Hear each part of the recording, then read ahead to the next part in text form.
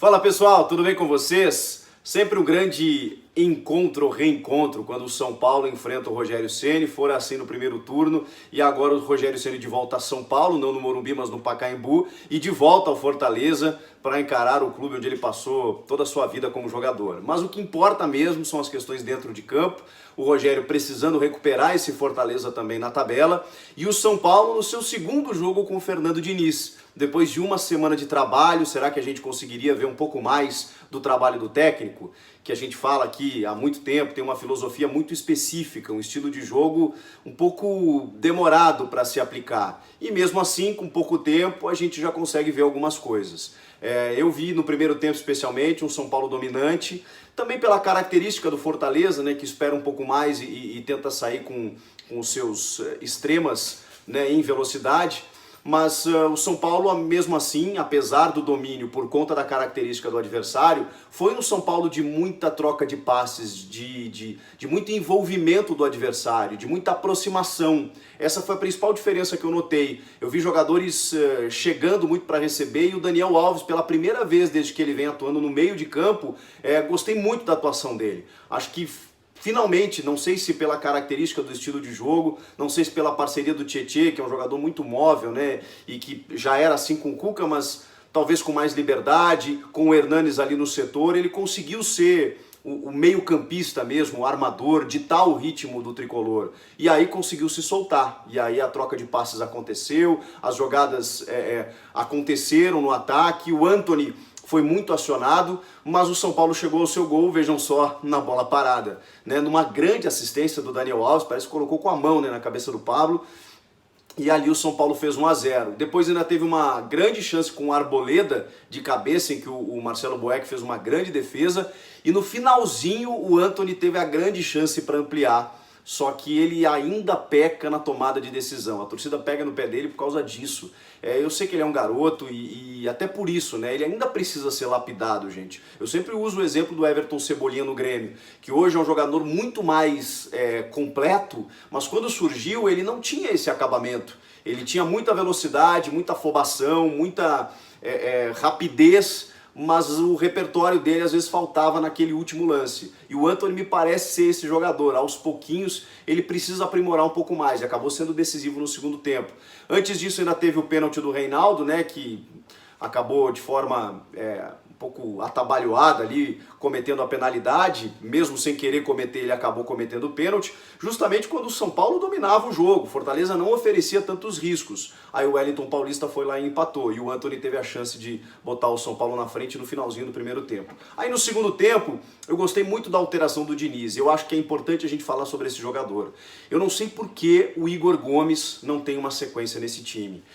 Desde o Campeonato Paulista, ele tem se mostrado, na reta final do Paulistão, inclusive, ele se mostrou o principal jogador daqueles moleques que o Mancini colocou no time e que deram resposta. O Luan, o Lisieiro e o Igor Gomes. Depois ele simplesmente foi arquivado, não foi mais utilizado, mesmo com tantos desfalques que o São Paulo acabou sofrendo.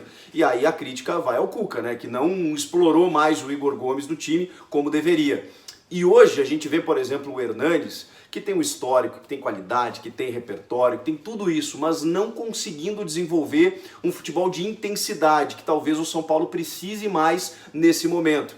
Vejam que o Igor entra, o Juanfran acaba saindo também, o Daniel Alves vai para a lateral, e mesmo na lateral, pela qualidade que ele tem, a gente já falava sobre isso, né? O Daniel consegue ser armador, consegue fazer combinação de jogadas, consegue cobrar escanteio, consegue jogar bola na área, ele consegue fazer tudo isso mesmo estando na lateral, ele não precisaria estar no meio, embora, de novo, a ressalva, né? Hoje ele tenha jogado muito bem no meio de campo.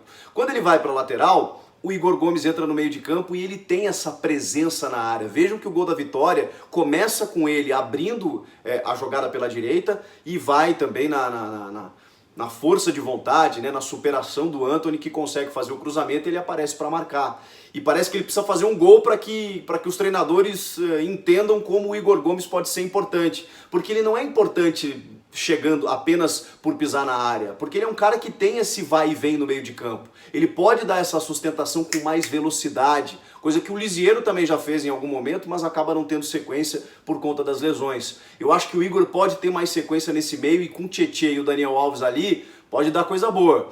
O Vitor Bueno ainda teve uma chance incrível de ampliar o jogo e só não fez por azar mesmo, né? Porque bateu na defesa, bateu na trave e o São Paulo poderia ter vencido por um resultado mais elástico. Teve um chute do Vasquez de longe, que o Volpi faz uma linda defesa, que foi a principal chance do Fortaleza no segundo tempo. No restante, até como eu disse, né, pela característica de jogo, o Fortaleza mais esperou, apostou no contra-ataque, mas não encontrou tantas oportunidades assim, especialmente porque o Arboleda fez mais um grande jogo ao lado do Bruno Alves. Então, vejam só, o São Paulo é equilibrado, São Paulo com boa postura defensiva, com mais construção no meio de campo, um ajuste ou outro necessário, claro, mais troca de passes, mais aproximação, mais chegada na frente. E, gente, quando você tem um novo comandante e ele precisa de tempo para trabalhar, quando você precisa desse tempo, o mais importante é que o resultado venha, porque o resultado vai dar tranquilidade para o Diniz. O Diniz, que sempre é muito cobrado por resultados. Se ele já tem um empate contra o Flamengo, que é o líder do campeonato fora de casa, e agora uma vitória como mandante, o que o São Paulo precisava também, porque vinha patinando em casa, perdendo pontos importantes. Ele já tem 2 jogos, 4 pontos e uma confiança retomada. Isso vai ser fundamental para que o São Paulo continue brigando por esse G6. É o campeonato do São Paulo agora, é buscar essa vaga na Libertadores do ano que vem. Flamengo e Palmeiras estão lá na frente, daqui a pouco a gente vê o que acontece, mas nesse momento é importante se manter ali.